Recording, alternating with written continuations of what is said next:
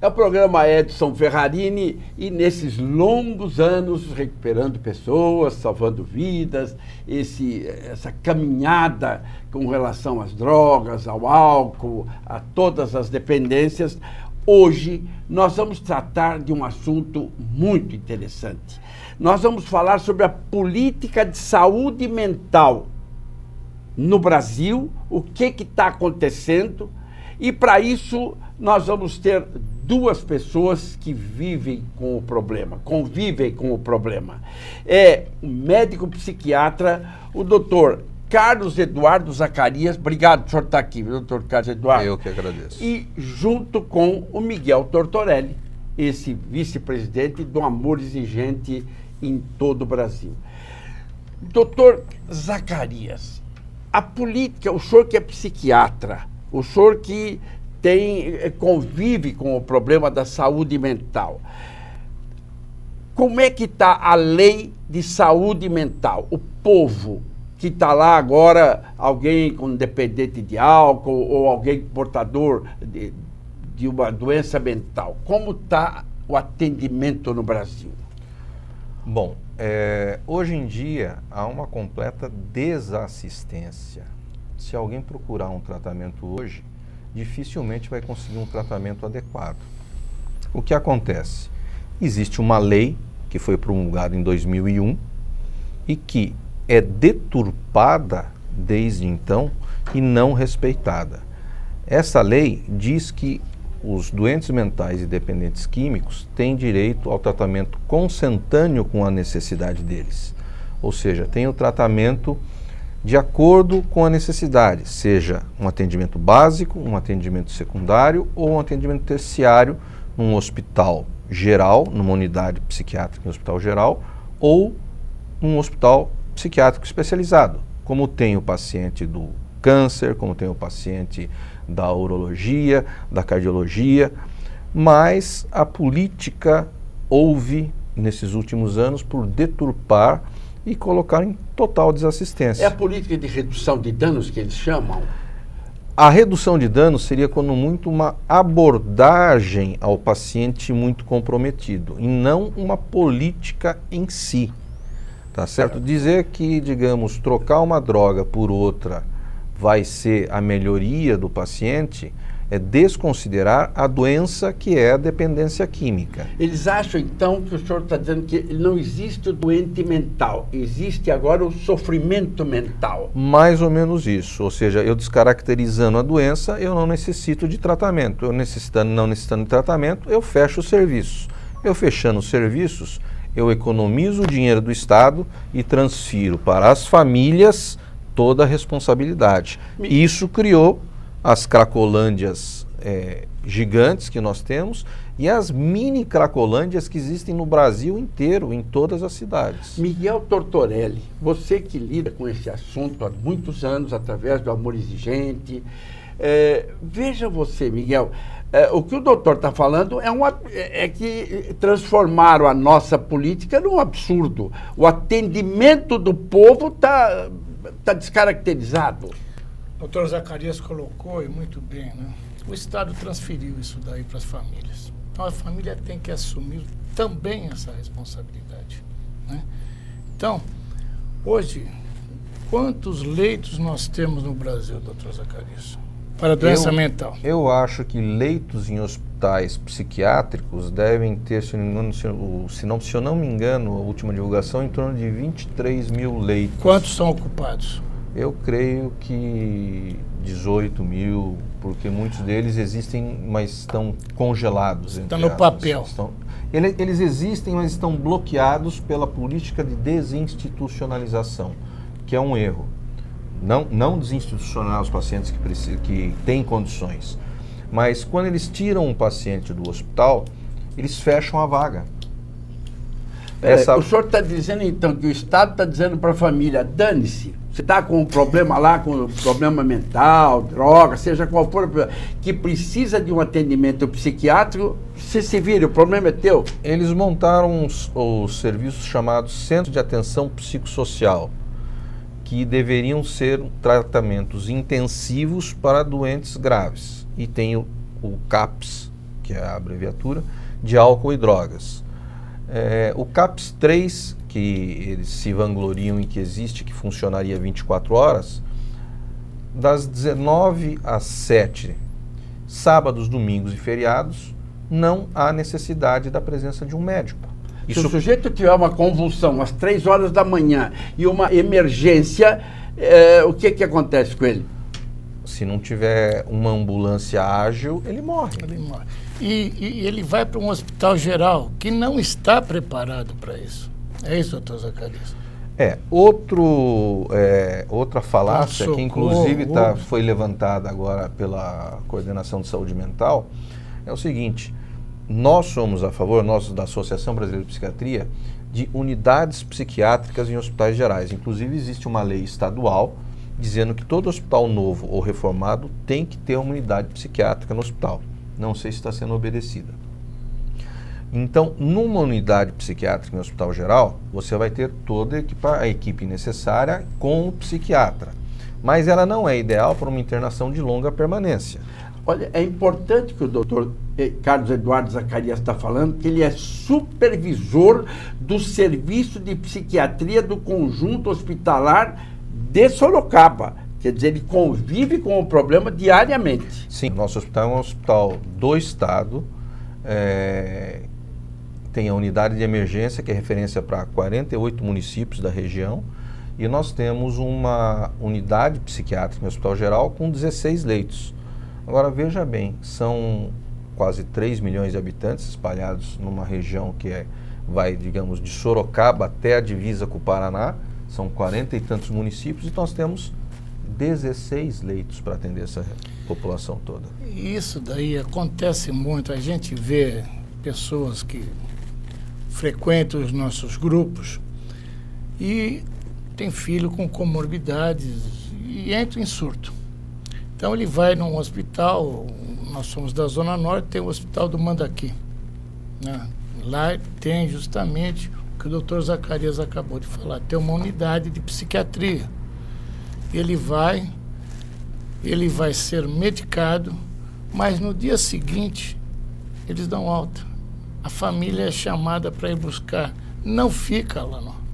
Ele não tem nem 10, 15 dias, ele no dia seguinte, eles já tiraram do surto, pode levar para casa. É isso que acontece. Doutor Zacarias, você está falando uma coisa dizendo, quer dizer, a falta de assistência. Nós lidamos muito com pessoas com problema de álcool e drogas, mas o senhor está nos mostrando que a falta de assistência ao doente mental e dependente químico, então Deus dará. Veja bem, quando nós falamos da necessidade de uma rede integral, como diz a Lei 10.216, nós não estamos dizendo que todo mundo vai ser tratado em um hospital. Isso é um absurdo, tá certo? 80%, 90% dos casos são resolvidos em ambulatórios. O senhor, se tiver uma doença, o senhor vai procurar um cardiologista, se for uma doença relativa à parte cardíaca, ou um urologista. Isso foi retirado do doente SUS, pelo menos na área da psiquiatria. Além deles fecharem com os hospitais, eles estão fechando com os ambulatórios especializados. Na rede existente atualmente, e que está sendo tentado mudar esse rumo, graças ao Dr. Quirino na coordenação, ela não contempla o ambulatório também. Então não tem o ambulatório, que é, digamos, o arroz com feijão, ou seja, todo mundo, qualquer um de nós aqui que precisar, vai marcar uma consulta. Não, o paciente SUS, ele vai ser atendido na unidade básica por um clínico geral. Então, se o senhor pegar algum doente da Sé, ele possivelmente passe por um CAPS, se ele não quiser ficar, ele não fica, e aí vai ser atendido por um não especialista que não tem a habilidade nem a prática, tanto de tratar de dependência química como de doença mental. Ou seja, então, está se estraçalhando com isso daí, está se tirando o direito do cidadão que a lei garante. Inclusive, eles dizem que a Lei 10.216 manda fechar hospitais e manda dar alta para todos os pacientes. é mentira. Só que fizeram. Fizeram. Só que fizeram e dizem que foi baseado na lei, né? A lei, se o senhor pegar a lei, é curta, é muito boa, tem 2 páginas apenas. Ela não só garante a quem necessita a internação, como ela disciplina em voluntária, involuntária e compulsória, e diz como tem que ser os locais onde tem que ser atendido o paciente. Primeira coisa, médico 24 horas, durante todo o período que o paciente estiver lá. Quem interna e quem dá alta é o médico. Equipe multidisciplinar, com psicólogo, assistente social, terapeuta ocupacional, enfermeiros, ou seja, ela disciplina isto tudo.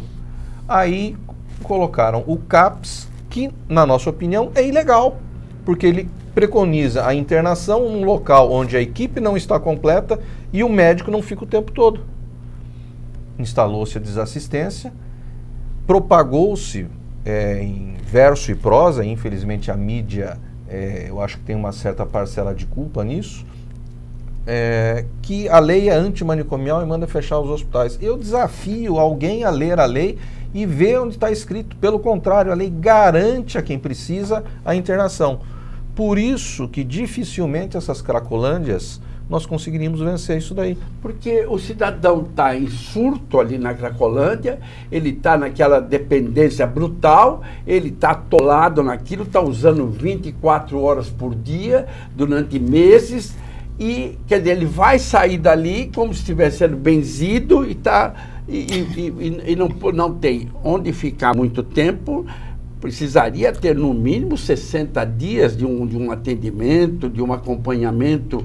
Por aí, o senhor acha que... Isso é para desintoxicar, Para desintoxicar.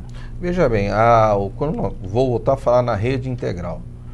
Paciente, digamos, na Cracolândia, em estado total psicótico ou fora de si. Ele é internado, mesmo contra a vontade. Não há necessidade da internação compulsória. A internação involuntária já diz que o paciente pode ser internado. A internação compulsória foi, digamos, uma certa perversão que foi feita com a internação voluntária, porque não se achava leito. Aí um advogado usou a figura da internação compulsória para compelir o Estado a pagar aquele leito que ele não estava dando. Certo. E agora virou moda dizer que todo paciente precisa ser, o juiz precisa dar ordem. Não, o médico especialista está ali, deu o laudo, se houvesse vaga, ele seria internado. O grande problema é o seguinte, eu detecto um paciente que precisa ser internado e aí eu chego para a família, olha, sinto muito, mas agora a senhora tem que correr atrás do judiciário para procurar uma vaga. Olha que coisa complicada, que falta de assistência, falta de tudo, meu Deus do céu. Coronel, nós temos em São Paulo, capital, 300 vagas para internação. Em São Paulo, capital. O estado desse tamanho. Capital. Não, só capital. Capital. Ou melhor, a capital de São Paulo tem 12 milhões de habitantes. Daí, por 30 dias, no máximo 45, que é para desintoxicação. Isso hoje no estado de São Paulo, no município de São Paulo. No estado, nós temos 3.300 e poucas vagas. Tá? Para um estado que tem 40 milhões de habitantes. Então, se, pela pesquisa da Unifesp, nós temos só de alcoolistas de 10% a 12%, né? Nós temos aí 4 milhões, quase 5 milhões de dependentes que hoje não tem mais o alcoolista puro, eles são cruzados. Então nós temos aí muita gente e nós não temos leito, é o que o doutor Zacarias falou. E aí você tem que procurar a Defensoria Pública, o Ministério Público, para eles pedirem para chegar ao juiz, para o juiz autorizar, e tem que passar por um psiquiatra também. O que o Miguel Tortorelli e o doutor Zacarias estão falando aqui é da maior gravidade possível. Eu queria que você prestasse atenção no nosso programa, porque na sequência eu vou trazer para cá, Miguel, uma das pessoas que mais entendem de drogas, que mais trabalham na prevenção, que vai conversar com o doutor Zacarias também, que é a Isilda Alves.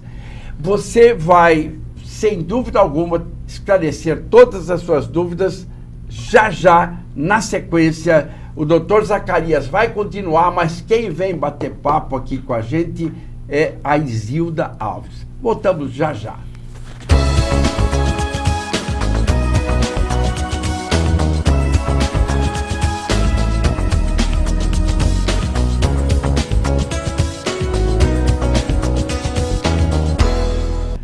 No programa Edson Ferrarini, sempre nós falando sobre a família, trocando ideias, como orientar os jovens.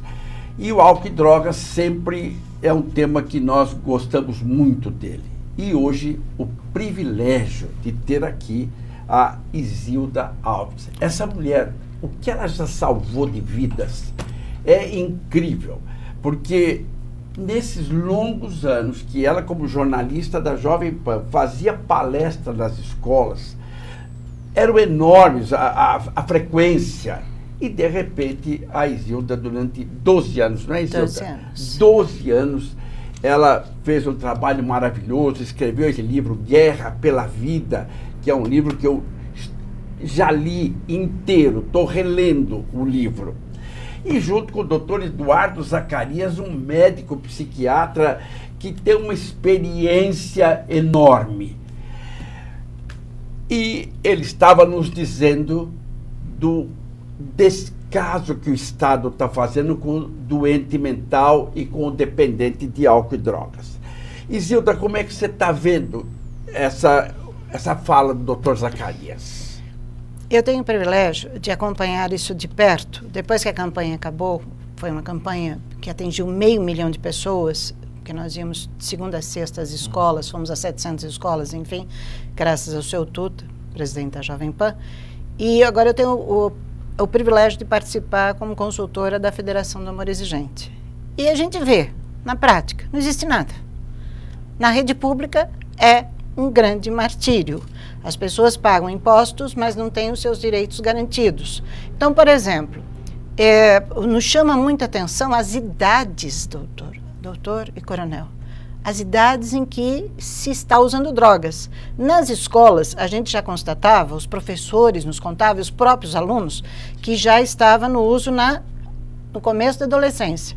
No Amor Exigente, a gente está vendo criança ser levada com 8 anos, de classe média, conhecendo droga, nos seus condomínios, com os coleguinhas, sendo levada já experimentando maconha, a festa de adolescentes, de criança de 10 anos já com cocaína e 11 anos já com êxtase, cigarro que mistura maconha com crack. Você está entendendo o que a Isilda Alves está falando, minha gente? É. Você está entendendo? Nesses 40 anos que eu tenho de recuperação de pessoas, lidando com drogados, pelas minhas mãos também passou um Maracanã lotado. Na Isilda, 500 mil pessoas. E ela está falando uma coisa gravíssima, que eu estou, como psicólogo, recebendo pessoas, porque ela disse que no condomínio, é lá na festinha que tem lá embaixo, o pai vai lá e o menino lá, vão se apresentar para ele a maconha, o álcool. Sabe que no condomínio a polícia não pode entrar. Só se for chamada, Isilda, só se for chamada. Mas mesmo assim, os síndicos sempre afirmaram na campanha que eles têm a maior dificuldade, porque a lei em vigor diz o seguinte: dentro do condomínio o problema é do síndico. Então, é dificílimo. E são os pais que, por desinformação, por isso que é muito importante a prevenção, que muitas vezes autorizam as festas dos adolescentes com bebida. Porque eles acham que bebida não é droga. E que se alguém tem que aprender em casa. Só que, junto com esta bebida, vem outras drogas. Vem a maconha, vem a cocaína, vem o êxtase, que é a droga que leva ao estupro, vem o mesclado, que é a droga que mistura maconha com crack e que já inicia a pessoa no crack. Os relatos que nós tivemos nas escolas são assustadores, doutores. Assustadores. Vamos perguntar para o médico psiquiatra, o doutor Carlos Eduardo Zacarias, isso que a Isilda Alves está falando, isso tem que... O Brasil tem que acordar para isso e gritar. Doutor Zacarias, diante disso que ela está falando, E o senhor disse que a assistência é nula, praticamente. O que fazer, doutor Zacarias? Bom, veja bem, se nós já dissemos que a desassistência no atacado existe nada, é justo dizer que na prevenção, no varejo, existe menos ainda. Essa frase não é minha, do Dr. Ronaldo Laranjeiras, eu estou copiando, não sei se é igual. O que acontece? Não existe nenhum programa de prevenção. Os 3 programas do Ministério da Saúde, 2 estão sendo analisados, um é iatrogênico, ou seja, ele está fazendo as pessoas consumirem mais cedo. O programa Tamo Junto, inclusive foi suspenso pelo Ministério da Saúde, mas infelizmente algumas prefeituras ainda estão usando, que é levar o conhecimento nas escolas do uso de álcool. Só que junto com isso eles levam a ideia da redução de danos. Ou seja, se você for beber, beba com moderação. Eu posso entender isso, o senhor pode entender isso. Um menor de 14 anos, de 10 anos, 16 anos, é tudo que ele quer ouvir. Olha, não é para beber, mas se for beber, tome só lá um pouquinho. Então, ou seja, experimente só um pouco de droga, use só um pouco de álcool. O que acontece? A percepção das pessoas em relação ao problema das drogas está diminuindo ao invés de aumentar. Vide a campanha de legalização da maconha. Ah, o senhor acha que o senhor é contra? Nós somos contra. Tudo que você facilitar o acesso vai piorar. Ou seja, dizer que por eu legalizar a maconha eu vou diminuir o tráfico é uma falácia. Cigarro, quase 50% do cigarro consumido ainda no Brasil é contrabandeado do Paraguai.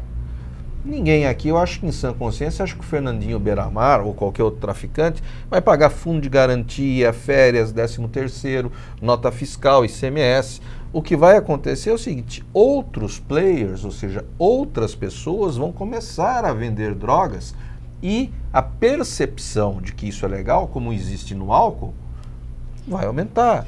Esse era o diferencial, o que a Isilda Alves fazia era o que o doutor Zacarias está falando, porque o jovem vai entrar na droga basicamente por 3 circunstâncias: curiosidade, desinformação e para ficar inserido no contexto dos amigos.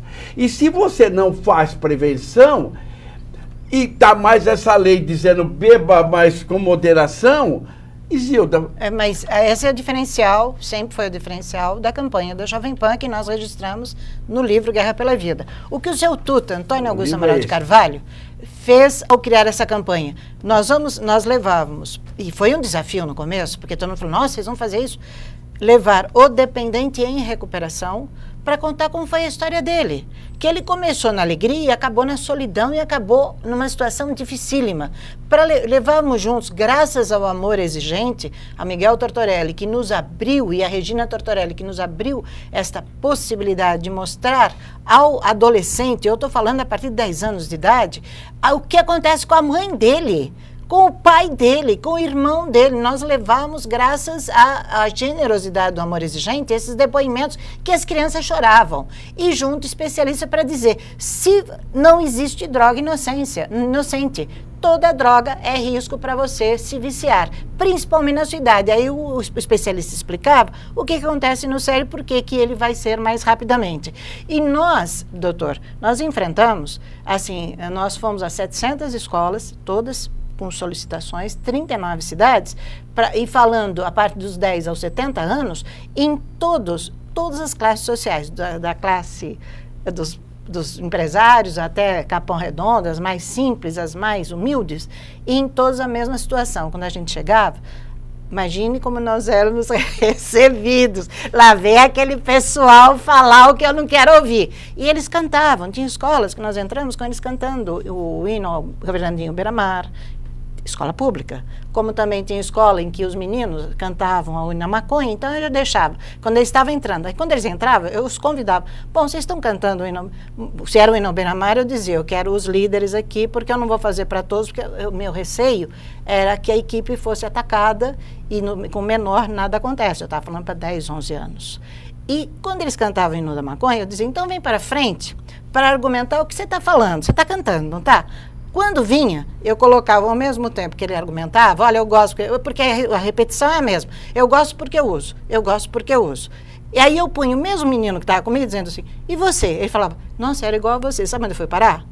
Eu fui parar na Cracolândia, eu fui parar em hospital, porque minha mãe podia pagar, e eu fui parar na cadeia, porque eu tive que roubar. O grande segredo é o jovem aprender a dizer não quando isso for oferecido pelo melhor amigo. Porque se tem gente internada 30 vezes, é porque a cura quase não existe, doutor Zacarias. Estatística é um negócio maravilhoso, né? Depois que eles fecharam os leitos para internação, aí eles disseram, tá vendo, não é preciso, diminuiu a internação. Óbvio, não tem onde internar. Não tem onde internar. Né? Então os pacientes ficam fazendo o que eu chamo de ambulancioterapia. Passa no pronto-socorro aqui, passa no pronto-socorro lá, passa no pronto-socorro lá, até a hora que a situação se torna tão grave que aí eles passam a fazer um negócio que eu acho terrível, culpar a família. A família não quer mais saber dele. Mas você deu um tratamento para ele? Não, a família que tem que tomar conta. Mas você desintoxicou, porque uma coisa, como é que eu vou colocar um paciente alcoólatra numa família onde todo mundo trabalha e ele vai ficar sozinho? Sim. Né? Então, volto a dizer, primeiro, ninguém é a favor de sistemas em que o hospital é o centro das atenções. O hospital é o atendimento terciário, mas ele tem que existir. Ninguém é a favor de maus hospitais. Se a grande defesa do fechamento dos hospitais é o seguinte, os hospitais são péssimos, são horríveis, tal. Vai fechar? Não, você tem que melhorar. Você é o gestor. O que você está fazendo para melhorar esse hospital? A diária que você está pagando é condizente com o que você está pedindo? E a nova lei da política mental? O doutor Quirino assumiu no começo do ano e ele é um médico, psiquiatra, é daqui da Santa Casa, faz parte da comissão de emergências da Associação Brasileira de Psiquiatria, nós damos palestras pelo Brasil inteiro juntos, e ele começou a fazer esses levantamentos de dados. Então, por exemplo, 138 milhões de dinheiro gasto, ninguém prestou esclarecimento nenhum. Segundo ele, se o senhor depois for entrevistá-lo, tem lugares que receberam dinheiro e simplesmente não fizeram nada. Não há nenhuma fiscalização ou nenhuma avaliação se esses CAPs de álcool e drogas, que são o pilar da política atual e que está se tentando mudar agora, se funcionam ou não. Sabe por quê? Porque não existe lugar nenhum do mundo, só no Brasil. Isilda, sua opinião? Minha opinião é assim, eu sou procurada na Jovem Pan por muitas mães que têm o problema e não conseguem resolver.